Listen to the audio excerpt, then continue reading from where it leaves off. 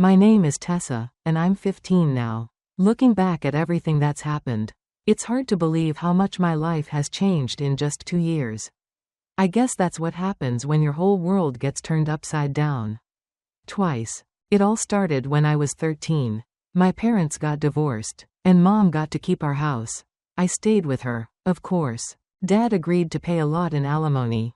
I overheard Mom bragging about it on the phone once, saying she'd finally gotten what she deserved.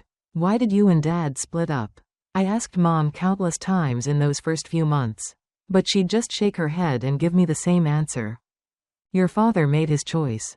Tessa, she'd say, her voice hard and cold. He doesn't want to be part of our lives anymore. He doesn't want to see you. It's better if you just accept that. But how could I accept something that made no sense? My dad, who used to call me his little scientist and spend hours helping me with my homework. How could he just stop wanting to be my father? It hurt so much that sometimes I couldn't breathe thinking about it. Then the emails started coming. Every holiday, like clockwork, I'd get an anonymous message. Nothing fancy, just simple words of love and encouragement. The first time I saw one, my heart nearly stopped. I knew it had to be from Dad. Who else would write? Keep reaching for the stars. Sweetheart. The same thing he used to say every night before bed? I never told Mom about the emails. I couldn't. Just mentioning Dad's name would make her face twist up, like she'd tasted something bitter. After the divorce, Mom quit her job. She said she needed time to heal. But I'm not stupid. Dad's alimony checks were more than enough to keep us comfortable. She spent her days redecorating the house and going to yoga classes, saying she was finding herself. Then Mark came into the picture. Mom said she met him at one of her yoga classes, and suddenly our house was filled with talk about new beginnings and blended families. Before I knew what was happening, Mark and his kids, Tommy, who's 13, and Sarah, who's 11, had moved in with us. That's when everything really changed. Mom turned into this completely different person, fawning over Tommy and Sarah like they were precious china dolls that might break. She'd spend hours helping Sarah with her hair and making Tommy's favorite meals, while I sat at the kitchen table feeling like a ghost in my own home. Mom, I said one day, when I couldn't take it anymore, it's like you've forgotten I exist. She looked at me with this expression I'd never seen before. Part pity, part annoyance. Don't be selfish, Tessa. Tommy and Sarah lost their mother when they were just babies. They need extra attention and care. You should understand that. You're old enough now. Mom became obsessed with taking family photos.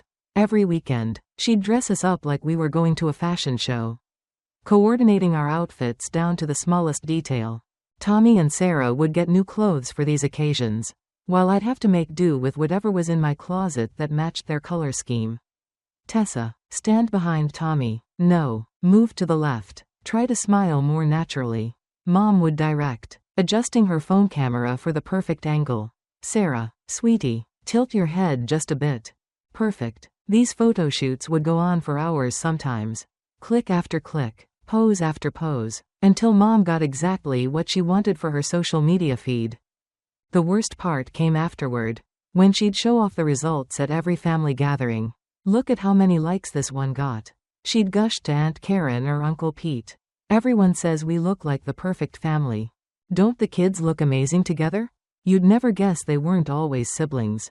I'd stand there, feeling like a prop in someone else's play, while Mom bragged about our beautiful blended family to anyone who would listen. The photos never showed the reality. How Sarah would roll her eyes whenever I entered a room, or how Tommy acted like I didn't exist. The hardest part wasn't the fake smiles or the endless posing. It was being cut off from Grandma Rose, my dad's mother. After the divorce, Mom made it clear that visiting her was out of the question. I missed Grandma's warm hugs and the way she'd listen to me for hours. Really listen, not just pretend to while scrolling through her phone. Now all I had were memories of baking cookies in her kitchen and the sound of her laugh. Instead, I was stuck with Mom's relatives, who bought into her perfect family narrative. Hook, line, and sinker. They'd coo over Tommy and Sarah, praising Mom for being such an amazing stepmother while I sat in the corner, wondering if I'd become invisible. As months passed, the distance between Mom and me grew wider than the Grand Canyon. She lived and breathed her new family, planning everything around Tommy and Sarah's schedules and preferences. Family movie night? Tommy, what would you like to watch? Weekend plans? Sarah, honey, where should we go for lunch? My opinion didn't matter anymore. I'd sit there during family discussions, watching Mom lean in eagerly to hear what restaurant Sarah wanted to try or which movie Tommy was interested in seeing. Sometimes I'd open my mouth to make a suggestion, but Mom would already be grabbing her keys, excited about Tommy's choice of the new superhero film or Sarah's pick of the fancy ice cream place across town. One Sunday morning, as they were all getting ready for another family outing, I stayed in my room. Nobody came to ask why. Nobody tried to convince me to join them. I could hear Sarah's voice through my door, saying, "Good, now we don't have to pretend to include her." Mom's response? Silence. Summer arrived with the kind of announcement that used to make me excited as a kid. Mom and Mark gathered everyone in the living room one evening, practically buzzing with enthusiasm. "We have amazing news," Mom announced, clasping Mark's hand. "We're planning a month-long trip to Europe." Tommy and Sarah immediately erupted in cheers. "Can we go to Paris?" Sarah squealed. "I want to see the Eiffel Tower." "And Barcelona," Tommy chimed in. "They have the best soccer stadium in the world." I sat there on the couch, watching them bounce around the room like lottery winners. Nobody looked in my direction. Nobody asked what I thought about spending a month in Europe. It was like I was watching a TV show about a happy family. What I wasn't part of. The morning of the trip started early. I was in my room, double-checking my packing list, when I heard something. Looking up, I saw Sarah standing by my dresser, holding my favorite blue swimsuit in one hand and a pair of scissors in the other. She was systematically cutting through the fabric, a small smile playing on her lips. For a moment, I just stood there, frozen. I knew Sarah didn't like me. She'd made that clear enough over the past 2 years. But this was different. This was cruel. I lunged forward, trying to grab the scissors from her hand. "Give me those." Sarah yanked back, and suddenly we were wrestling over the scissors.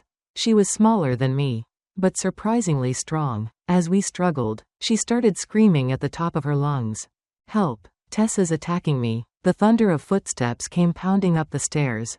Mom and Mark burst into my room, finding us both red-faced and disheveled, the mangled swimsuit lying between us on the floor. "She tried to hurt me," Sarah wailed, immediately running to her father. "I was just standing here, and she went crazy." "That's not true," I protested. "She was cutting up my swimsuit." I was trying to stop her. Mom barely glanced at the ruined swimsuit on the floor. "What is wrong with you, Tessa? Are you really so jealous of Sarah that you'd physically attack her? Go to your room, and stay there until we leave for the airport. Clearly, you can't be trusted around Sarah." They left, taking Sarah with them. Through my closed door, I could hear Mom comforting her. "Don't worry, sweetie. We'll go to the mall right now and buy you some new clothes to help you feel better after this awful experience." I sat on my bed, staring at the pieces of my ruined swimsuit, listening to them leave for their shopping trip. Nobody bothered to ask if I needed a new swimsuit for the vacation. Nobody cared that I was telling the truth. Evening came, and we all gathered in the foyer with our luggage. Mom was checking her list one final time while Mark loaded bags into the waiting taxi. "I still think you don't deserve this trip after what you did to Sarah," Mom said, giving me a cold look. "But we can't leave you home alone for a month. So you'll have to come. Just try not to cause any more problems." Inside the airport, everything felt overwhelming. We made our way to the check-in desk, where Mom handed over all our documents. My stomach was doing nervous flips. Maybe from the early morning, maybe from the tension, or maybe from something else I couldn't quite name. "Mom," I said, shifting uncomfortably, "I need to use the bathroom." She barely looked at me as she rummaged through her oversized purse. "Fine, but hurry up. We can't miss our flight because of you." "Should I take my bag?" I asked, gesturing to my carry-on. "Just leave it," she snapped. "I'm not having you wander off with our documents and money." I nodded and headed toward the restroom signs, trying to navigate through the crowds. It took me longer than expected to find the bathroom. The signs were confusing, and I had to double back twice. By the time I finally found it and finished, probably 10 minutes had passed. But when I returned to the check-in area, my family was gone. At first, I thought I must have gone to the wrong counter. Mom, I called out, my voice getting higher with panic. Mark? People turned to look at me. But none of them were my family. I started running, my feet slapping against the shiny airport floor as I searched desperately. Maybe they'd gone through security already? But how could I follow? Mom had all my documents in her purse. My heart was pounding so hard. I could hear it in my ears. I had no phone. It was in my bag. No money. Mom had that too. No ID. No boarding pass. Nothing. I ran back to the check-in area. Then to the bathrooms again. Then to the food court. Time seemed to blur as I searched frantically. My panic growing with each passing minute. People streamed past me, dragging their suitcases, hugging their families goodbye, living their normal lives, while my world was falling apart. Finally, after what felt like hours but was probably just one, I couldn't run anymore. I stood in the middle of the terminal, surrounded by strangers, and burst into tears, not quiet, dignified tears, but huge, gasping sobs that shook my whole body. Are you all right, sweetheart? A gentle voice broke through my crying. I looked up to see a woman in an airport uniform. Her face creased with concern. Where are your parents? I tried to explain through my tears, the words coming out in broken gasps. They left. I just went to the bathroom. They had all my things. The woman's face changed as she understood what I was saying.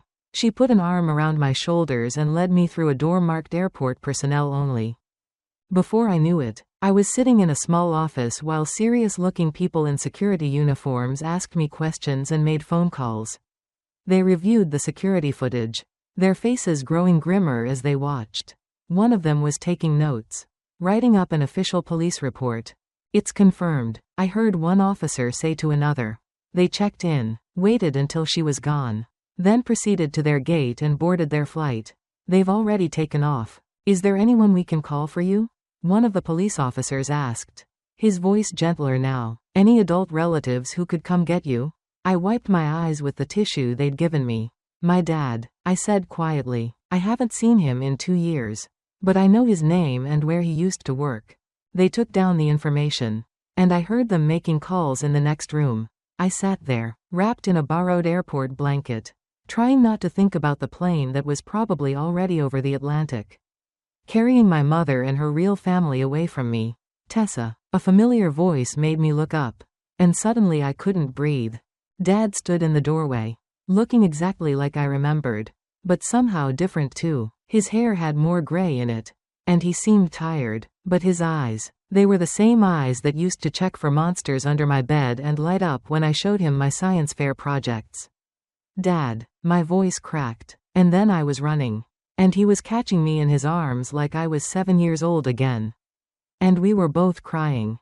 I'm so sorry, sweetheart, he kept saying. I'm so sorry. The drive to his place was surreal.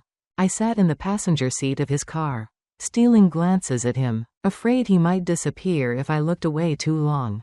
He lived in a different part of the city now, in a large apartment building I'd never seen before. There's someone I want you to meet, he said as we rode the elevator to the 8th floor. My fiancée, Lisa, she's been my rock through everything. Lisa turned out to be a warm-faced woman with curly red hair who took one look at me and wrapped me in a hug like she'd known me all my life. You poor thing, she said, leading me to the kitchen. You must be starving. I'm making you a proper meal right now. No arguments. While Lisa busied herself with cooking, Dad and I sat at the kitchen table. The familiar smell of coffee filled the air. He still drank it the same way, black with just a touch of sugar. Tessa, he said finally, his hands wrapped around his coffee mug. I think it's time you knew the truth about what happened 2 years ago. That day, I came home early from work. I wasn't supposed to be there, but a meeting had been cancelled. His voice was steady, but I could see his hands shaking slightly. I found your mother in our living room with Mark. They weren't just talking. I felt my stomach clench as I understood what he meant. When I confronted them, Mark tried to act tough. We got into a fight. Not my proudest moment. Your mother tried to get between us. And one of us, I'm still not sure who, accidentally pushed her as we were struggling. She fell and hit the coffee table pretty hard. Dad's voice caught. There was blood on her face from where she'd hit it. And her hands were all scraped up. I tried to help her. But before I could, she looked right at me and said if I didn't do exactly what she wanted, she'd go to the police. She said she'd tell them I beat her. That she had the bruises to prove it. She said I'd go to jail. And I'd never see you again. He looked at me, his eyes full of pain. She gave me her terms. Divorce, the house, alimony, and I had to stay away from you. Completely away. She said if I tried to contact you or tell you the truth, she'd follow through on her threat. The next morning, I was sitting at the kitchen counter, picking up my breakfast, when Lisa sat down next to me with a determined look on her face. Tessa, she said, stirring her coffee thoughtfully, my brother Michael is a family law attorney. He's really good at what he does. And I think he can help us with your situation. Dad looked up from his newspaper, hope flickering across his face. You think he'd take the case? Are you kidding? Lisa pulled out her phone. When I told him what happened at the airport, he was ready to come over right then and there. He's just waiting for us to give him the go-ahead. Everything moved quickly after that. Michael turned out to be a tall man with Lisa's same red hair and kind eyes. But there was steel beneath his gentle demeanor. He sat with us at the dining room table, taking detailed notes as I told my story. He made some calls right there, his voice shifting into what Lisa called his lawyer mode. Within hours, he'd filed paperwork with Child Protective Services and the guardianship authorities. They took over the case immediately. Apparently, abandoning your kid at an airport gets people's attention. A couple days later, Dad suggested we visit someone special. There's someone who's been missing you like crazy, he said as we drove through familiar neighborhoods. Someone who never stopped asking about you. When we pulled up to Grandma Rosa's house, my heart nearly stopped. It looked exactly the same. The yellow paint, the flower boxes in the windows, even the old porch swing where we used to sit and drink lemonade. The front door flew open before we even reached it. Tessa, Grandma cried, and suddenly I was enveloped in one of her famous bear hugs. The kind that smelled like cinnamon and fresh laundry. Oh, my sweet girl, let me look at you. We spent the afternoon looking through old photo albums, eating Grandma's famous chocolate chip cookies, and catching up on lost time. She showed me the birthday cards she'd written but couldn't send, kept safe in a drawer, along with newspaper clippings of my school's honor roll listings she'd saved.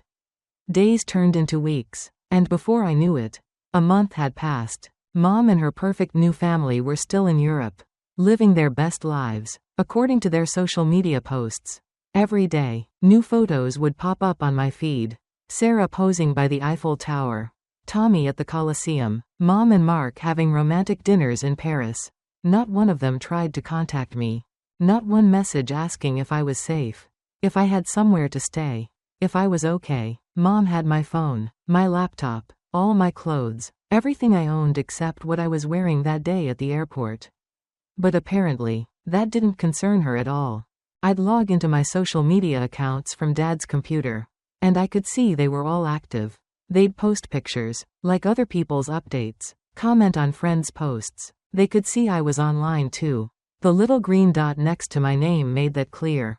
But nothing, not even a single, "Hope you're alive" text. It was Dad's idea for me to be waiting at the house when they returned.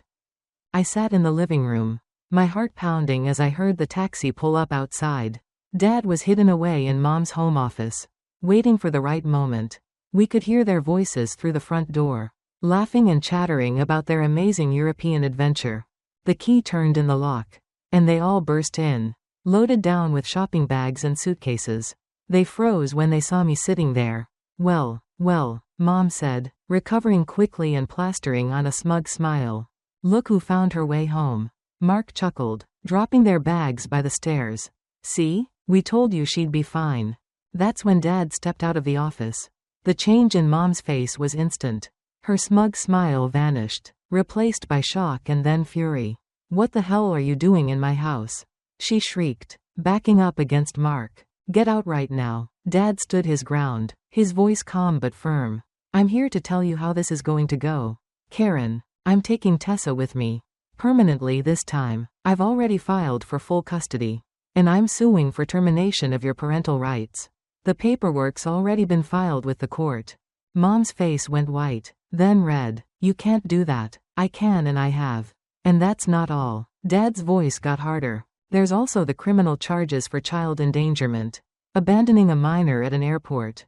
That carries serious jail time. For both of you. He looked pointedly at Mark. You. Mom's voice shook with rage. You think anyone will believe you after what you did to me? I still have pictures of my injuries. I'll tell everyone how you beat me.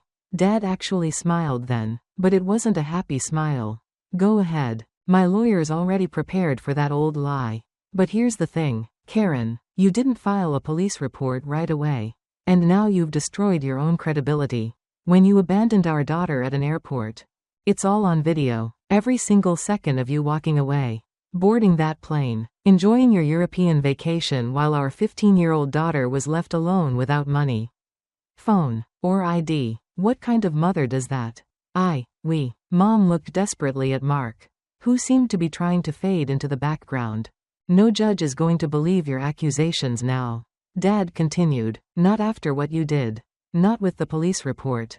The airport footage. The social media posts showing you didn't even try to check if your daughter was safe.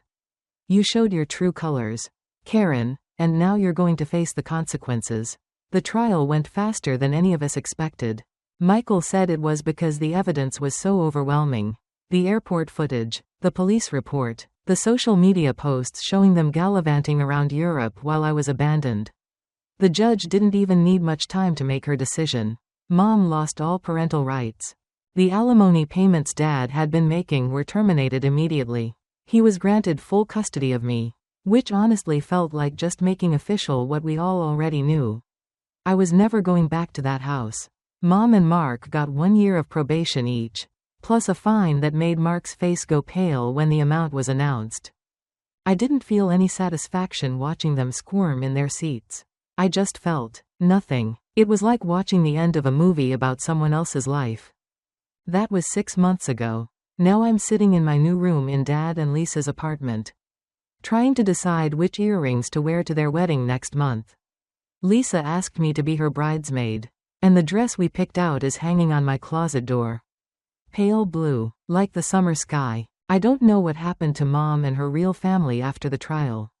They moved away somewhere. I heard that from Aunt Jenny, who, along with most of Mom's relatives, surprisingly took our side when they learned what happened. Blood doesn't excuse what she did to you, Aunt Jenny had said firmly.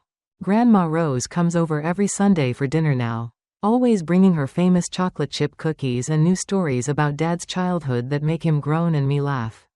Sometimes we look through old photo albums together. But now we're making new memories too, filling up fresh pages with pictures of happy moments. I transferred to Riverside High after everything settled down. No way was I going to keep going to school with Tommy and Sarah. Turns out, it was the best decision ever. My new friends, especially Rachel and Kim, are the kind of real friends I never had at my old school. They don't know the whole story of why I transferred, but they know enough to understand why I sometimes get quiet when people talk about their moms. Sometimes I catch myself wondering about Mom, Mark, Tommy, and Sarah, but it's more like wondering about characters from a book I read long ago. There's a distance there, an unreality to those memories. I blocked them all on social media, not out of anger, but because I just don't need to know anymore. I'm done being the ghost in their perfect family photos. Dad says I'm stronger than he ever was at my age. Maybe he's right, but I think I'm just lucky. Lucky to have him, Lisa, Grandma Rose, and all the people who showed me what real family looks like. People who stand by you, who fight for you, who make sure you know you're loved.